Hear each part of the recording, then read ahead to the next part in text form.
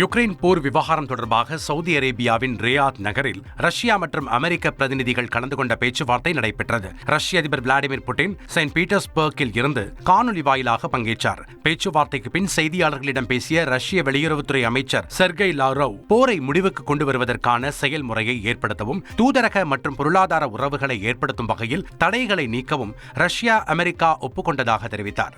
இரு நாடுகளுக்கும் இடையிலான ஒத்துழைப்பை முழுமையாக மீட்டெடுப்பதற்கான நிலைமையை உருவாக்க ஒப்புக்கொண்டதாகவும் அவர் குறிப்பிட்டார். இந்தியா மீதும் பிரதமர் நரேந்திர மோடி மீதும் தனக்கு மிகுந்த மரியாதை உள்ளதாக அமெரிக்க அதிபர் டொனால்ட் ட்ரம்ப் தெரிவித்துள்ளார். எனினும் இந்தியாவுக்கு ஏன் $21 மில்லியன் வழங்க வேண்டும் என்றும் அதிபர் கேள்வி எழுப்பினார். இந்தியாவிடம் அதிக பணம் உள்ளதாகவும் அதிக வரி வசூலிக்கும் நாடுகளில் இந்தியாவும் ஒன்று என்றும் டொனால்ட் ட்ரம்ப் தெரிவித்தார். இந்தியாவில் வாக்கு சதவீதத்தை அதிகரிப்பதற்காக வழங்கப்பட்டு வந்த $21 மில்லியன் நிதியை நிறுத்த எலான் மஸ்க் தலைமையிலான குழு முடிவு செய்தது குறிப்பிடத்தக்கது.